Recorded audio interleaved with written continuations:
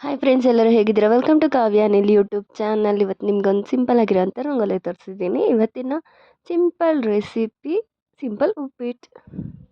ಬೇಗನೆ ಮಾಡ್ಕೋಬೋದು, ಕ್ವಿಕ್ಕಾಗಿ ಮಾಡ್ಕೋಬೋದು. ಯಾವ ರೀತಿ ಮಾಡೋದಂತ ನೋಡೋಣ ಬನ್ನಿ. ಫಸ್ಟು 1 ಲೋಟ ರವೆನ ಬಾಣಲಿಗೆ ಹಾಕ್ಕೊಂಡು ಹುರ್ಕೊಳ್ಳೋಣ.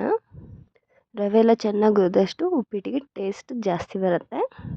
ನೆಕ್ಸ್ಟ್ ಇದಕ್ಕೆ ಈರುಳ್ಳಿ, ಮೆಣಸಿನ್ಕಾಯಿ ಎಲ್ಲವನ್ನು ಸಣ್ಣದಾಗಿ ಹೆಚ್ಕೊಳ್ಳೋಣ. ಒಗ್ಗರಣೆಗೆ ಬೇಕಾಗಿರೋ ಐಟಮ್ಸು.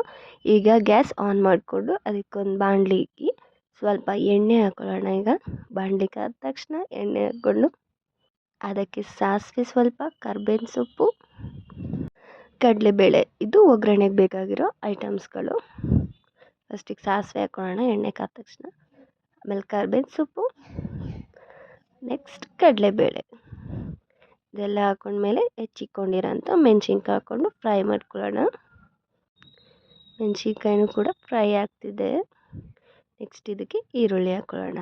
ಈರುಳ್ಳಿ ಹಾಕ್ಕೊಂಡು ಫ್ರೈ ಮಾಡಿಕೊಂಡ್ರೆ ಉಪ್ಪಿಟ್ಟಿಗೆ ಇಷ್ಟೇ ಐಟಮ್ಸು ಬೇಕಾಗಿರೋದು, ಸಿಂಪಲ್ಲಾಗಿ ಮಾಡೋ ಉಪ್ಪಿಟ್ಟಿಗೆ. ಈರುಳ್ಳಿನೂ ಕೂಡ ಎಲ್ಲ ಫ್ರೈ ಆಗಿದೆ. ಈಗ ಅಳತೆಗೆ ನೀರು ಹಾಕ್ಕೊಳ್ಳೋಣ.